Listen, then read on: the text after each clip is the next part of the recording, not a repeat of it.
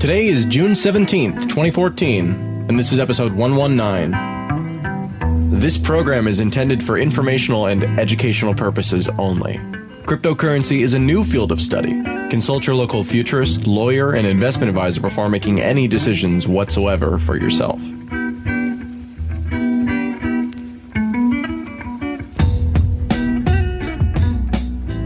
Is Adam B. Levine. I'm the editor-in-chief of Let's Talk Bitcoin, and pleased to be here with you today. From the wilds of New Hampshire, we're joined by LTB host Stephanie Murphy. How are you, Stephanie? It's wild up here. Yeah, it is indeed wild. Well, you're getting ready for PorcFest, right? This is our last recording session before you take off for a while. There's actually two. I'm going to be going from Bitcoin in the Beltway, which somehow they scheduled the weekend before PorcFest, straight to PorcFest after that. So I'll have a lot to report in the next couple of weeks. Well, that sounds like a fun time. We'll definitely miss you here, and I guess I'll be doing some solo interviews while I'm all by my lonesome, because I think Andreas is supposed to be at least one of those events, and possibly two as well. No way. If he comes to PorcFest, he's going to get mobbed by a swarm of fanboys.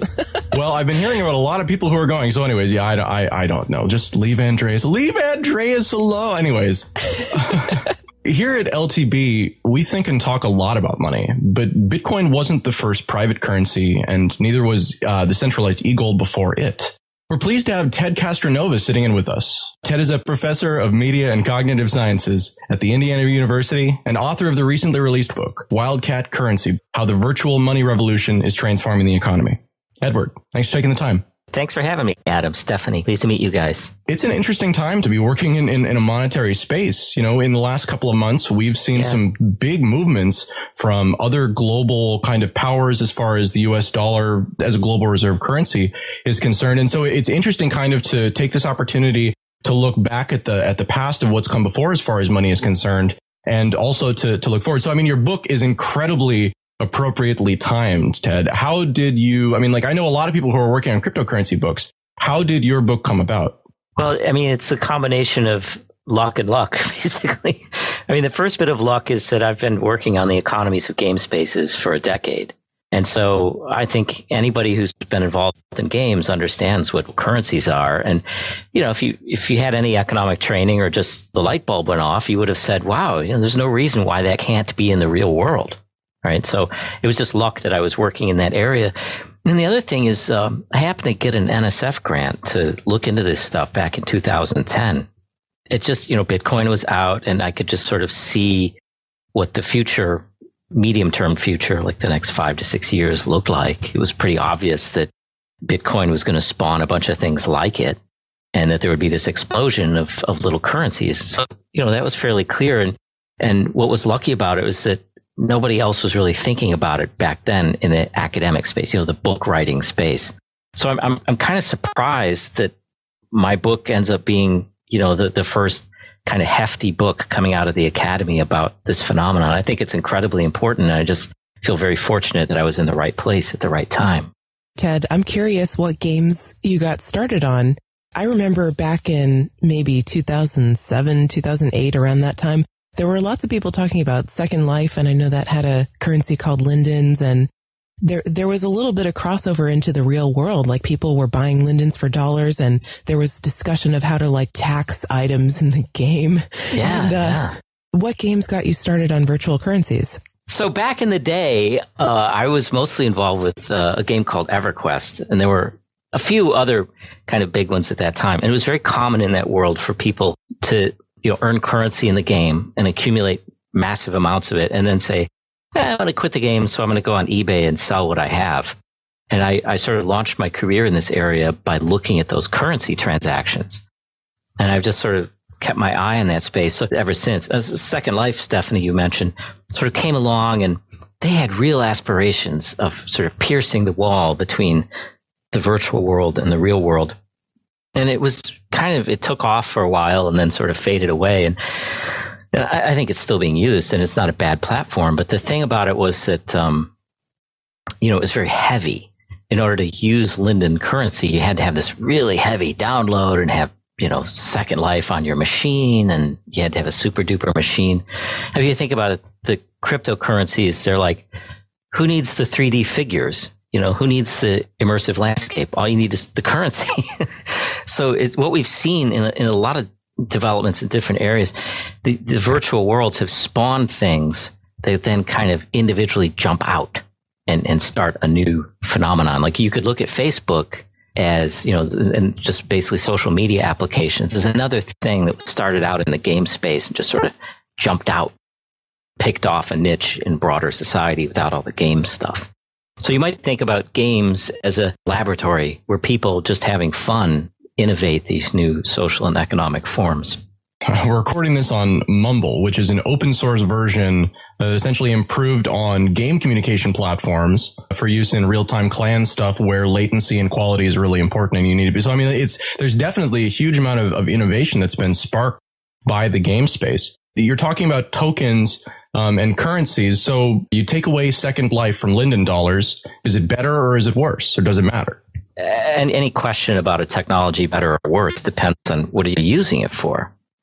All you have to do is look in the real world and say, is there a need there can be served by some subset of the technology of games? And in the case of like this interview, certainly there's a need for people to be able to connect at a distance and have clear, immediate conversations with no difficult setup.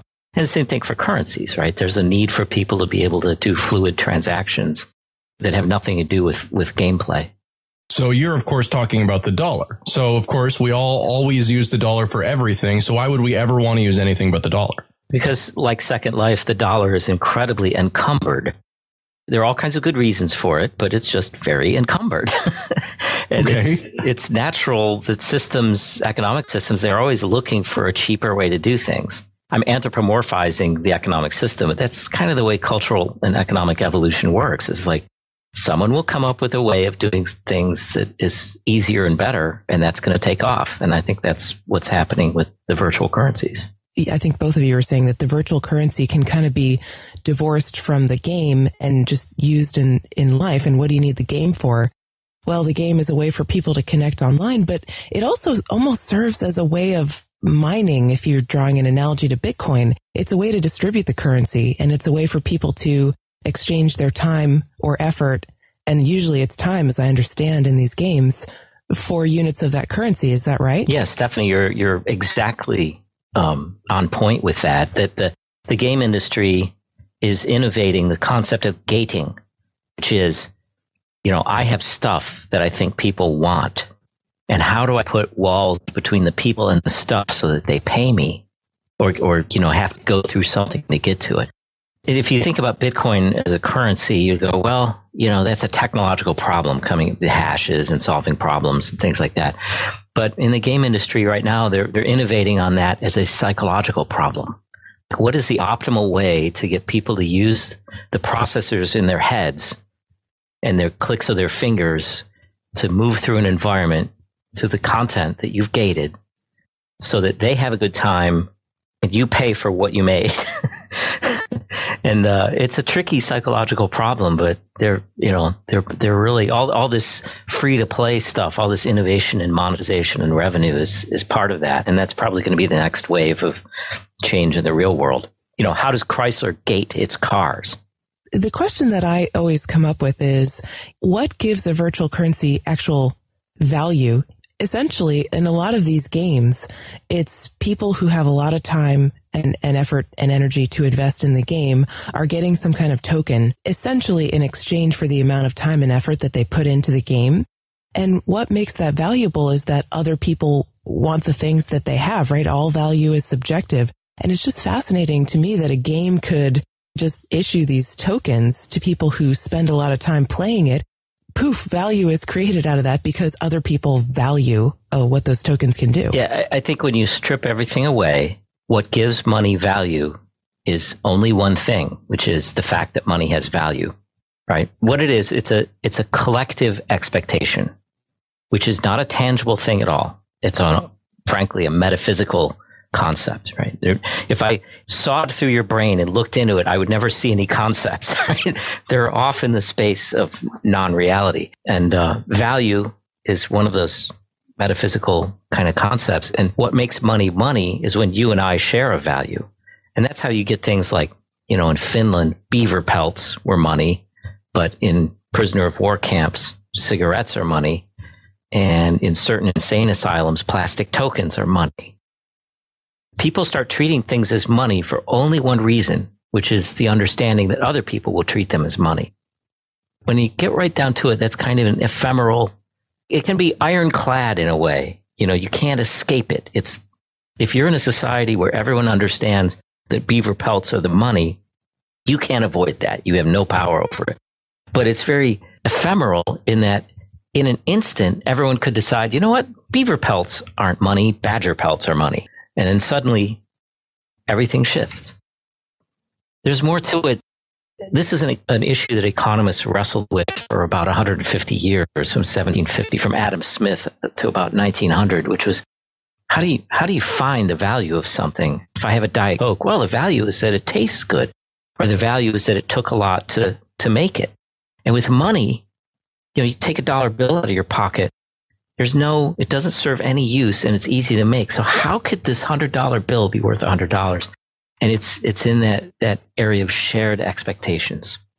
So money, in effect, is a confidence game. Money is the assumption that other people are also going to think it's money. I mean, it's not a Ponzi scheme. It's not a pyramid scheme. There's nothing like that going on. But it is a confidence game where in order for the system to operate, everybody has to be on board and understanding the reality in the same way. So it actually is quite similar to Bitcoin. It's just that the mechanism isn't transparent in older types of money, whereas in Bitcoin, everything is just totally out in the open. You can kind of see what's going on. Yeah, absolutely. You can just see what's going on. It's a confidence game, but it's not a Ponzi scheme, because a Ponzi scheme is unsustainable, right? This is sustainable. It's completely sustainable that for as long as people continue to treat Bitcoins as if they have value, they're going to have value. Well, but hang on. Didn't you just say it's sustainable so long as people do this? I guess it can be sustained. You can't sustain a Ponzi scheme, right? You eventually run out of people. I guess that's my point. So, but with a currency, there's no technical or sort of, because it's an ecosystem. Yeah. So this does loop back around. So the title of your book is called Wildcat Currencies. It's not specifically about cryptocurrencies. It's kind of about just the broad historic context in which we find ourselves and where, you're projecting we're going to go from here. So let's talk about Wildcat Currencies. What is kind of at the most base level a Wildcat currency? It's a currency that people make up. It doesn't come from any particular regulatory regime.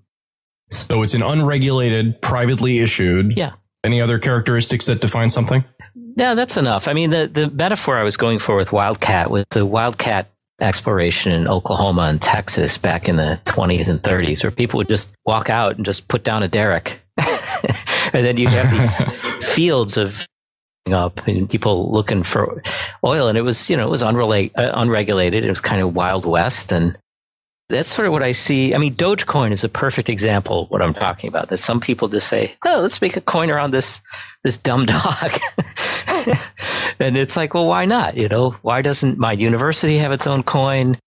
The United States Army could have a coin. Everybody could have a coin. The technology is there now, where anyone can do it, and the social and economic structures are ancient. I'm not buying any Army coins. Isn't that U.S. dollars, Army coins? Yeah, you could say it. But, actually, the Army, I believe it does or has had, at least in the past, a kind of a script that, you give the soldiers the money and they can go to the PX. So they have kind of had their own currency, I guess. Little store credit type things. Yeah. So, these private currencies in general, I'm trying to understand, like historically, how have these things worked? What have they looked like in practice? We look back at credit cards, and the earliest examples that you see are like diners cards from the mid 1950s sorts of things. So as far as these types of roll your own currencies are concerned, clearly it's not new to Bitcoin. No. So where did these things originate? Well, I mean, it goes back, if you want to just talk about sort of paper money, this goes back to the Middle Ages where, the king would sit there and he would coin heavy metal. So that was the coin of the realm. But anybody who was running like a goldsmithing operation and had gold in the bank would start to issue pieces of paper saying, this piece of paper is good for, a bar of gold down here at the bank. And then when banking itself emerged, the banks started to make their own money. And for a long time, the idea of governmental paper money was really hotly debated. In this country, the The idea of a bank, the Bank of the United States, was really debated for many years. The common practice was for big banks to be the source of a lot of paper money.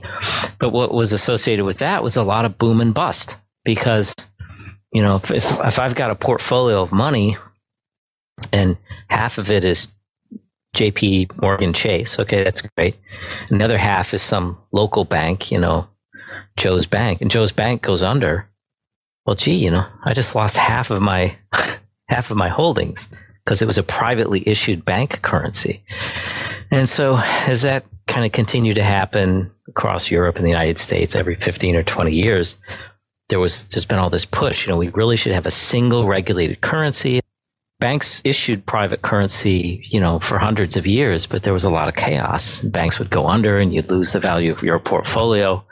And so economists and policymakers continually stressed, there should be a single centralized currency to get rid of the chaos and the financial risk, and it should be regulated at the top level and be carefully taken care of. But along the way, they never said, other people can't issue their own currency. They just sort of made currencies that were so stable and so good that they took over. So that's worked really great for us, I can tell, looking back through the last 20 years of financial history, now that we have settled on. No, seriously, though. So stable, it's lost 95% of its value. Well, that's the thing. I mean, there's been a debate among monetary economists for a long time about what should you do? Okay, so now we have the government being the sole source of money. What should that be like? Well, we should tie it to the gold standard. No, that doesn't give us enough freedom. Well, we should let it grow according to a basic rule, like 2% money growth a year. No, we should intervene and pump up the money supply when we have unemployment, and all this debating. And so what that does is it makes the money, it ties the money to political culture. And that's great when your political culture is great. And when the political culture is awful, that's really, really bad. So in Germany in the early 20s, that government was under the burden of having to pay France a whole bunch of money because of this little thing called World War I. And the German government said, okay, we'll pay you. And they just turned on the printing presses. And within about a year and a half, the value of the German mark fell from... It got to the point where people were buying bread with trillions of marks. I mean, they just basically wiped out their own currency. I don't know what the right answer is, but I do know that having it centrally governed means that you're really dependent on having good politics.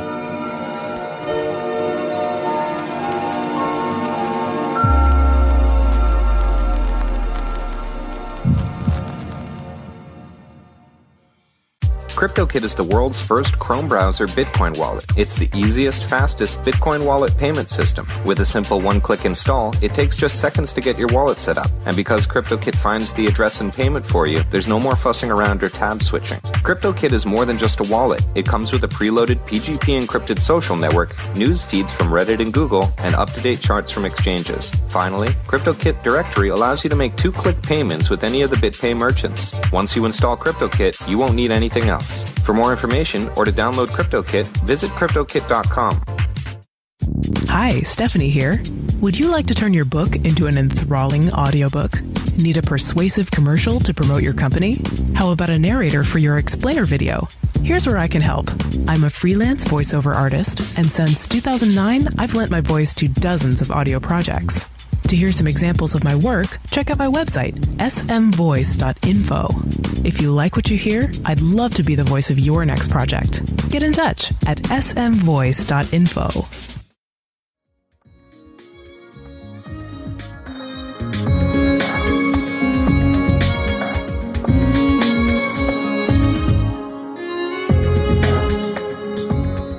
So it seems like there's not really a removal of risk that's possible, at least not that in practice has worked.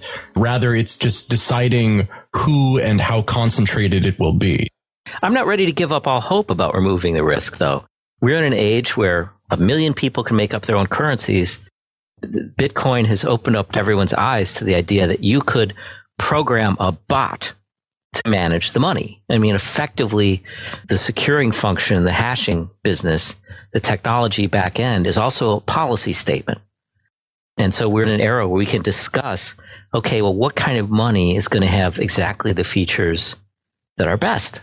We might be able to solve the risk problem. Like, what if you had a money that was issued automatically to people who, according to some, deep database calculation, were needy, for example? Those kind of social policy things could just be written into the protocols of the money, that it would seek out people who don't have food in their house, and suddenly currency would appear there. Or it would seek out people who are apparently speculating, and it would, impose taxes there. I'm not saying you should do this. Oh, yeah. No one's going to game that don't system. Get me wrong. I'm speculating. But I'd say these are the opportunities that are available. Creating a money is like creating a governing policy for an economy. And we can have this conversation. And now it's not going to be limited to 500 guys in Washington, right? Anybody can do it. Except it's not like creating a governing policy, because with privately issued currencies, you can opt in or opt out. You don't have to use it.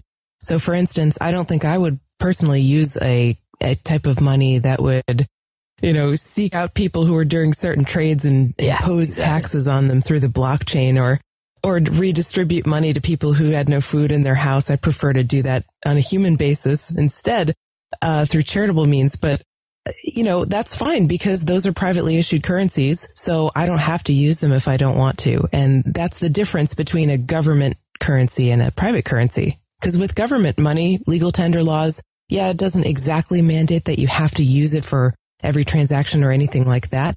But in certain situations, you do kind of have to use their money. And it's so prevalent to the point that it's difficult to opt out of that system. No, I agree with you. I guess I'm seeing it as, imagine a world where there were all these different governments on different planets. You could instantly move to the one that you like the most. It's sort of like that, so you'd have all these currencies and they all have policies about how they operate. And then whichever one seems to be the best set of policies, everyone will go to that one. The one thing that the current actual real government has on us is that it's really hard to move out from under it. There's nowhere to go. But with these new systems, you could join the economy that works best for you. What role do you think mission creep plays in the degradation of currencies over time? Because certainly something that struck out to me as I've looked historically at different monies is that, looking back through the past 600, 800 years, you'll see periods of between, 100 and 250 years where a country has their currency as the world reserve currency, but it always ends. I mean, maybe things are different this time. It doesn't really seem like they're different this time. Is that about it not being the same thing at the end that it is in the beginning? And the reason why I bring this up specifically is because one of the things that's different about cryptocurrency, and that I think a lot of people find really refreshing, the fundamentals, the monetary policy, as you were saying, really is locked in at the launch of the token. And you can't really change it after that point without jumping through a lot of very, very difficult hoops, which is very different than the current system. I see that trend as well. And I think it's a very good thing. I mean, it's the idea of making a policy commitment and then saying, and this will not be changed by the political winds. And that's been something that's been desired by a lot of people in this area for a long time. They've always said the central bank that runs the money should be independent from the political system as much as possible. So, this is a big deal with the German central bank. And one of the reasons the mark in the post-war period, post-World War II, became one of the, strongest currencies, even though it wasn't a reserve currency. And, in the United States through the 70s and 80s, we had this debate about how much the money should be manipulated. And I think you're onto something in that, nothing stands forever. You get a period where you get people running the money who are like, well, we don't care. Our job is to keep the money safe. We're keeping the money safe. And that's our mission. And you get other periods where that kind of breaks down. Well, hey, if it's in the code, it's just in the code. Now, the question is who can change the code? Once, in a peer-to-peer system, right, it can't be changed. So that's why decentralized cryptocurrencies are kind of another step in the right direction. I just got your book yesterday, so I haven't had a chance to read through all of it, but I was looking through some of the different examples that you have, and there were some really interesting ones. Can you talk about some of the more interesting non-cryptocurrency private, token systems that you can think of? By far the funniest one are the Yap Stones. So this is some island in the South Pacific where there's like 8 huge stones on the island.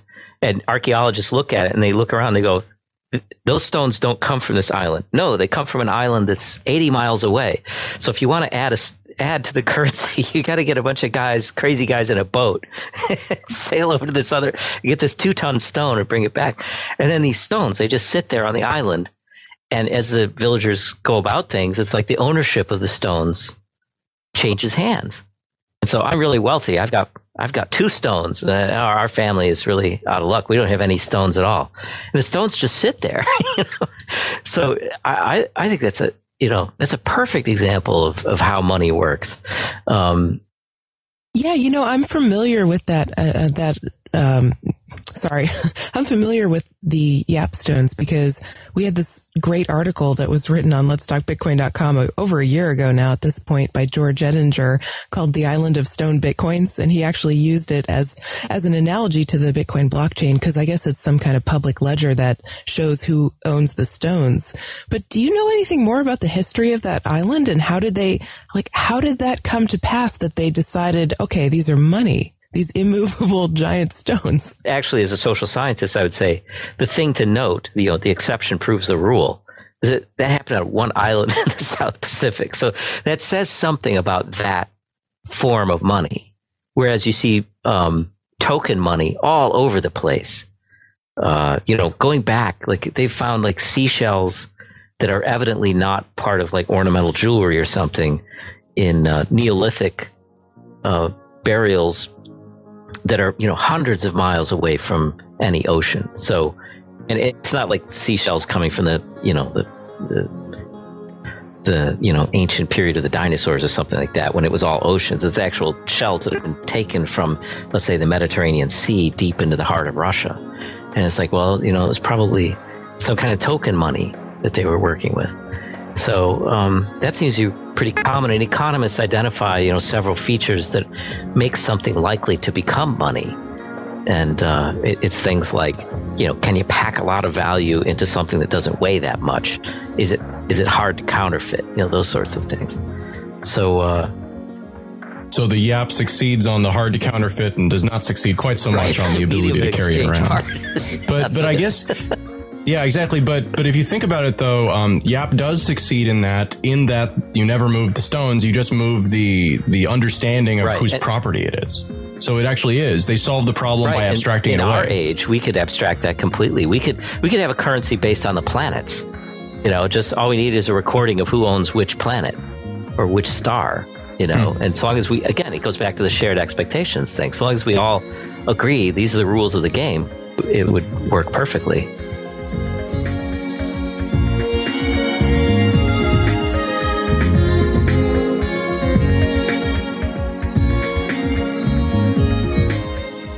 Hey there, LTB listeners. If you'd like to be one of the first to receive LTB coin, now is the time to prepare, and you'll need to do 2 things. First, visit counterwallet.co and generate a free multi-wallet that holds Bitcoins, LTB coins, and anything else built on Bitcoin using the Counterparty protocol. With one click, you'll generate a secure 12-word password, and you'll want to keep that safe as it is your private key. Once you've created your password, log into your wallet, you'll see 3 brand new Bitcoin addresses you control. Copy one of those addresses and then head over to letstalkbitcoin.com and register an account in the upper right-hand corner of the page. Inside your account, you'll have a few options, one of which is My Profile. Click on that, and at the bottom of the page, you'll see a place to put your LTB coin address. Paste your newly created Bitcoin address, save the changes, and you're done. When we release LTB coin later this month, you'll be all set. So thanks for listening. Back to the show.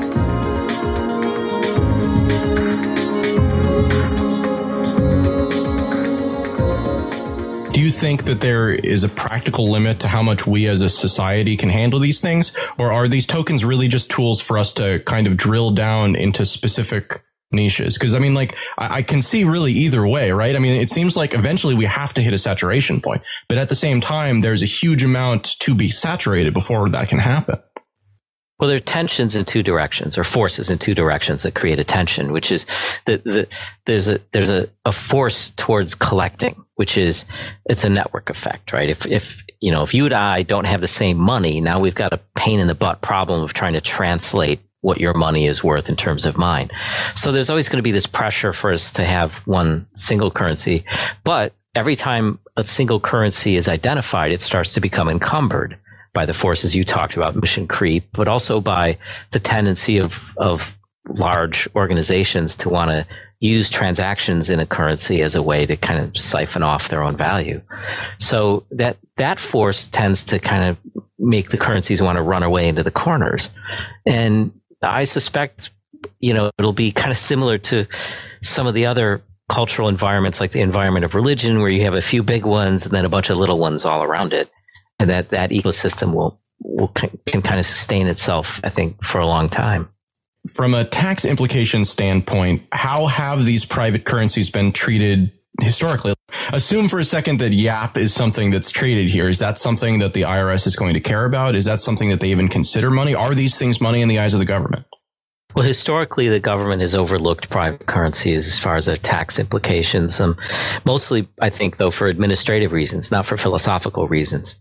So it's just they practically can't exact tax from, Yap, because how do you do that? Right, exactly. Or Burning Man had a currency, and they actually sent an IRS agent to walk around Burning Man to see whether or not, all the trend. And he just said, nope, we're not going to be able to do anything here. I'll be back in a few weeks. So, yeah, it's just, but now there's no reason in the world why the government couldn't use the same technologies to track any cryptocurrency and tax it, regulate it, just as it does the dollar. As far as they're concerned, they have the right to tax all of these things. It really doesn't matter. It just matters that absolutely. It's value. The underlying principle of taxation is where value is created, it can be taxed. But so much of it depends on people's self-reporting. I mean, like if you think about barter transactions, most people, if they trade a chicken for a medical checkup or something like that, they're not going to pay taxes on that, although that's technically they are supposed to. They're supposed to obediently report it. Yeah, that's why you'll see, well, if we trade houses, someone's going to notice. But if we trade a chicken for an apple, nobody's going to notice. What you see here is this is going to be an arms race between the sort of natural forces of the economy and the efforts of the government to keep up. And I mean, towards the end of the book, I sort of argue that for better or for worse, I think we're entering an era of weakened state power, because I can't see the government sustaining the amount of control that it has right now as these things take off. And some people think that's great. Some people think it's awful, but I just think that's what's going to happen. Is there a basis to these claims? Because again, looking historically, it seems like things like this have existed and there may not have been the ability to collect taxes on them or whatever. But just the base kind of authority level, where does a government get the right? Have they given it to themselves? At what point does this come into play that they basically get to determine the course of the entirety of all private monies and frankly make it so that you can't have them? I mean, is this even a thing or did it just happen over time? In our country, it's the Interstate Commerce Clause. That the central government has the right to regulate interstate commerce has been interpreted as the ability to do anything and everything in the economy. Now, as far as money goes, though, money is not really mentioned in the Constitution. There's no statement other than the legal tender thing you brought up. We're supposed to accept dollars, but there's nothing in the law that says that people cannot create their own currency and use it. That's why the IRS declared Bitcoin to be a good and not a form of money, because then, as Stephanie mentioned, that creates this barter tax obligation. So I think it's all very much up in the air. Judges and legislatures are going to have to deal with this, and they're going to make a statement, and it's probably going to involve claiming complete control. And it'll be similar probably to the net neutrality debate. But one of the other areas where national governments claim control, and again, specifically I'm talking about the U.S. in this particular case, is with betting and, gambling and just generally games of chance and sometimes games of skill. Poker's had some problems with that. Do these currencies change anything? We've definitely seen, now that these tokens are out there, people are using them for these applications. Does that impact legality as far as you're concerned? Does it even matter? I think there's a really important legal line that needs to be drawn between the things that we call games and the things that we call the real world. There's nothing in the technology that will sort of naturally create that line, right? So we're going to need to have to sit down as a society and say, okay, the stuff going on inside of the Elder Scrolls Online, Okay, that's a game. We're not going to tax that. Okay, we sort of, that's the fantasy world, and the things that are happening outside of it. Why would that have to be decided instead of being the default? Well, watch and see. I mean, this is. Yeah, I know. I know that that's the mindset of governments. It's just that their default is everything belongs to us. Give it to us or we'll hurt you. Our default, I think, or the default that I think of is, I'm a free person and, you're going to have to threaten me or extort me if you want me to give you money, which is what they do. Well, we're in a period where the whole concept of limited government is let's just say under social discussion. So, I feel like it's really important for the governments not to make huge mistakes now and, put stakes in the ground that later on are going to just mess us up for generations. And one of them is, to allow private spaces to exist, even though they have money in them, they have private money in them. You could make a case that if someone is using a cryptocurrency to try and avoid oversight on things like child labor or something, well, you could make a case there that should be regulated. So, look at it this way. If I'm in a game and I pay a kid 100 gold coins to go and get me that, silver icon of worthiness, that's not child labor. I'm playing in a game. Right, but the law would probably say that is child labor. Well, and that's what I'm afraid of. I don't want that to happen. And so sort of at the end of the book, I'm like, politicians, please don't screw this up. It's making precisely this point. You can trust them not to screw it up. It's just, it's just unfortunate we have a really bad political culture right now. And so we can't really trust them. And I wish it wasn't like that, but that's how it is. Can I just jump in with one question I wanted to ask a little earlier, but there wasn't really an opening for it? I was curious about Burning Man specifically because I had heard that they had sort of a ban on money. Like you weren't allowed to use money there and you weren't allowed to buy and sell things except coffee or water or something like that. Can you, how did they end up with their own currency that the IRS was going after? They had a big barter economy, and they do. They have a barter economy. And so under the rules of barter economies, there were tax burdens being generated. And like I said, the IRS sent a guy out there to observe these barter exchanges, and he wandered around for a while and said, no, there's nothing we could do. I doubt people were trading huge. I mean, what are they bartering for at Burning Man? Well, let's not. Are their RVs changing hands? Exactly. Drugs, right? I mean, yeah, that sounds like a different department, right? I think LTV needs to fund some sort of exploratory mission by volunteer to go out and see. With Burning Man, it's so funny because, the ideology seems, and I don't want to mischaracterize them or anything, but to have a festival and say, yeah, we're going to ban money and you can barter, but you can't buy and sell anything.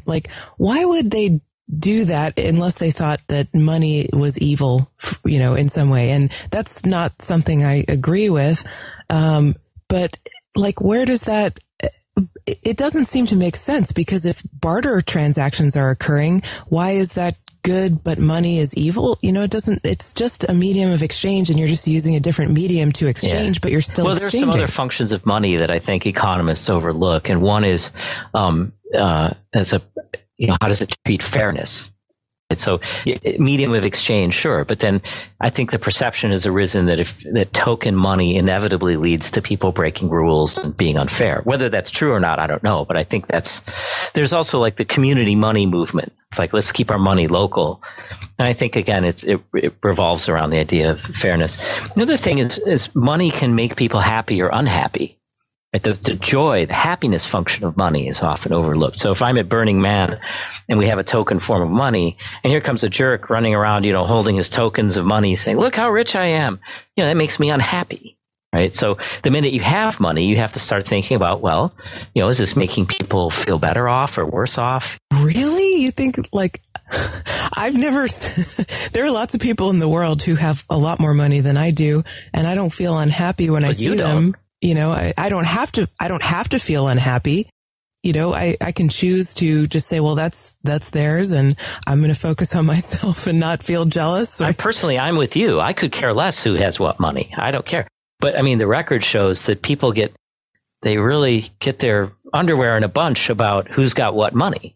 So the games have solved this very interestingly by being really, really clear that everybody is sort of equal at the start, and there will be no policy statements about how unequal it becomes later. And people pretty much accept inequality of outcome in video games. Because the starting point is the same? Yeah. And that's interesting. But what about games where you can like take dollars and buy items and swords and stuff? I mean, that's not an equal starting point. Well, that's true. Well, that's reintroducing it back in. Exactly. Yeah. And there's a big debate about it. There's some people who refuse to play in a world that's called pay to win. And there are lots of gamers who say, I will not, play in a pay to win environment. But in like Korea, it's like, that's how you do it. You wouldn't even imagine to have a game that doesn't have pay per win. And they don't care that the dentist's kids do better than the truck driver's kids in those games. They're like, that's totally cool. So it's a cultural thing, So, Ted, your book, Wildcat Currency, How the Virtual Money Revolution is Transforming the Economy, is out. If people are interested in it, where should they go? Amazon. It's the place to be. Yeah. Amazon coin? Yeah, sure. Buy it with Amazon coin. Put it on your Kindle. Okay. All right. Sounds good. Are you going to be accepting, or do you accept cryptocurrencies for it? Is there a way to do that? I don't think there's any way to do it, but if people want to send me cryptocurrency, I'll send them a book. Oh, sure. There's a way to do it. No, I mean, within the context of the press, you wouldn't believe the effect of a contemporary press on what an author tries to do. I have another book where we've just been wrestling to try and get it as an electronic copy. They're way behind. So self-published, the next man. one. Totally. Yeah, you could put it up on your website and have people download it for Bitcoin as easily as you could install WordPress. In fact, if we assume that the book is valuable, so I'll leave that to the readers, but if it's valuable, it would have been more valuable a year ago when it was actually done. It takes like a year to get things out. It's ridiculous. So the one section of the book that we didn't really touch on at all is kind of the what comes next. I know this is a terrible thing to do. Leading us out of this episode, can you just give us 60 seconds on what you think the most important takeaway is, and why people should read the book for that last part? Yeah, the state is going to get weaker. The state gets its blood from the economy, and it's going to be harder for the state to control the economy. So as our problems are getting deeper, we can't look at the government as this all-powerful solver of problems, for better or for worse. I don't think it's going to be possible. Thanks for listening to episode 119 of Let's Talk Bitcoin. Content for today's episode was provided by Stephanie Murphy, Ted Castronova, and Adam B. Levine. This episode was edited by Adam B. Levine. Music for this episode was provided by Jared Rubens, General Fuzz, and Owzy. Any questions or comments? Email Adam at letstalkbitcoin.com. Have a good one.